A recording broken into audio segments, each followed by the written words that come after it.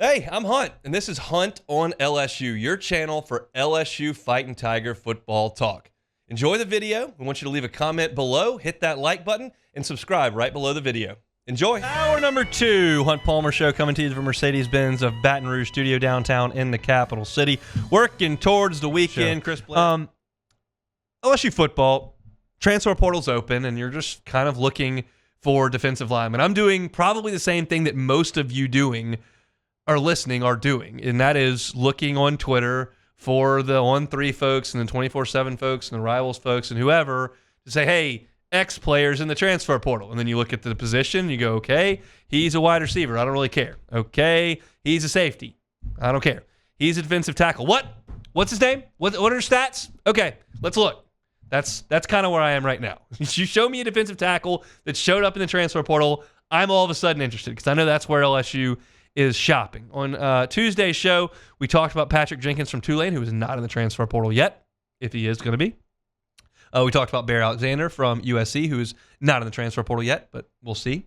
We talked about Philip Blidi from Indiana, who is in the transfer portal and has visited LSU. And there are a couple more names that I'd like to talk about today. Not that I have any inside sources that would suggest that they are considering LSU or visiting LSU or that LSU has any interest in them. I know two things about these two men. I know that they are defensive tackles, and I know that they're in the transfer portal. That's all you have to check off to get into this segment. Again, if you're a tight end, I don't care. If you're not in the transfer portal, I probably don't care. But if you're a defensive tackle and you're in the transfer portal, I care. So I'll tell you about these two guys who have showed up in the last little bit. Simeon Barrow is a 6'3", 300-pound defensive tackle from Michigan State. He arrived in East Lansing in 2020. He redshirted during that weird COVID season where the Big Ten was going to play, and then they weren't going to play, and then they were going to play, and then they did play, but they only played 6 games. He redshirted that year. Didn't count. Didn't count for anybody, but that's what it says. He didn't have any statistics. He did play the next 3 years, and he has 1 year left to play. Last year, as a defensive tackle at Michigan State, he made 36 tackles. He had 5.5 tackles for loss. He had 3.5 sacks in 12 games.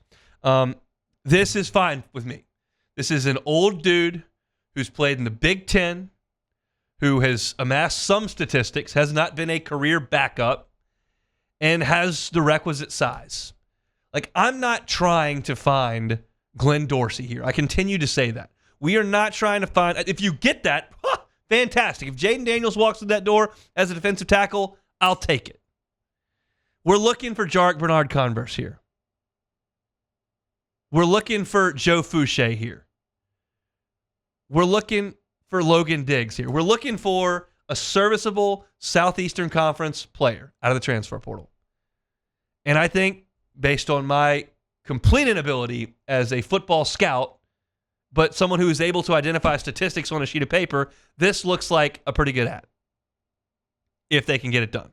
Don't know if he's considering LSU. Don't know if he's been in contact with LSU. Don't know if he's interested in LSU. But this guy would stand to reason. It's not some guy who is just getting benched, and that's why he is leaving in the spring transfer portal. That was my fear entering this whole thing, that you were going to end up with somebody in a defensive tackle who is coming to you because they can't play elsewhere. That's not the case with Simeon Barrow. He has played for 3 years at Michigan State. So hopefully LSU can make a phone call there.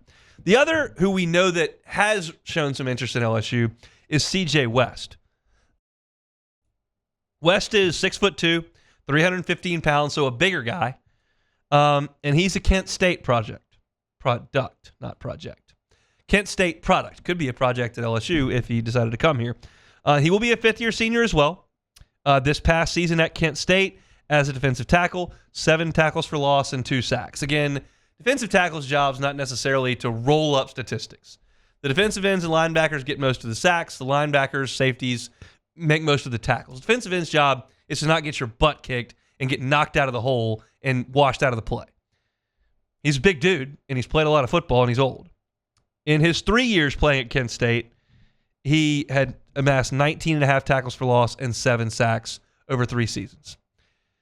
I think there's probably, I have not done the research on this, and I don't know if anybody has, there's probably a better correlation with Power 5 guys going to Power 5 schools than with lower level guys moving up.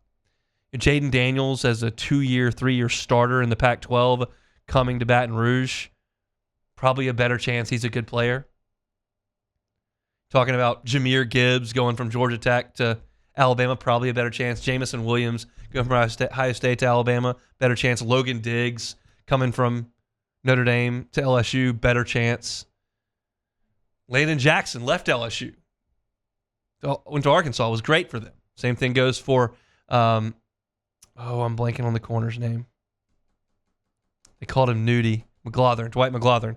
Live radio is fun. But I feel like there's a better hit rate on P5 to P5. Not that Kyron Lacey hasn't been good. But Jar for non-converse was all I said. Now look, you had Deuce Chestnut come over and that didn't work out. Denver Harris came over and it didn't work out. So there's nothing that's certain. But based on very little knowledge and just a hunch, I feel like Simeon Barrow probably a better player than CJ West. But I don't know that. Maybe CJ West is ready to man up and get in a different scheme and be a dog in the SEC. But I guess the overarching theme of this, when you look at the transfer portal, there are a lot of options for LSU, and they're going to find a way to make one of them happen. Hopefully two. But if you walked away with Simeon Barrow, Philip Blidi, and or Patrick Jenkins, who again is not in the transfer portal, I would feel better about the football team. It's a very concerning thing to sit here and look at an LSU football team and wonder if the other team's not just going to be able to snap the football, hand it to the running back, and power straight ahead for 5 or 8 yards. That's the quickest way to lose. If you simply cannot man up at the point of attack between the tackles, you got no chance. Because then you got to start bringing numbers down, and linebackers have to commit up, and there comes safeties creeping down inside 8 yards, and then you're going to get cooked on the outside. If you can't stop the run, you will have no chance. Even in this era of spreading the field, basketball on grass, score 50 points, wing it all over the place, if a team realizes they can just hand it off and right down the chute, they're not throwing it all over the place.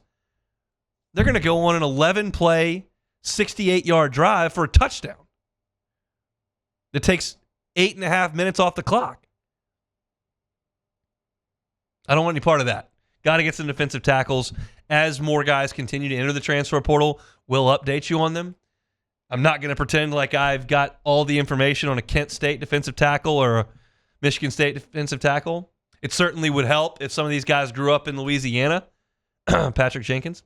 But we'll see. As these things continue to happen, we will continue to get you that information. All right, that's some LSU football we'll put in the rearview mirror. We'll chat with Chris. Hey, thanks for watching Hunt on LSU. Before you get out of here, do us a couple of favors. Hit that like button, leave your comments below, and subscribe to the channel for all your Fighting Tiger football talk. See you next time.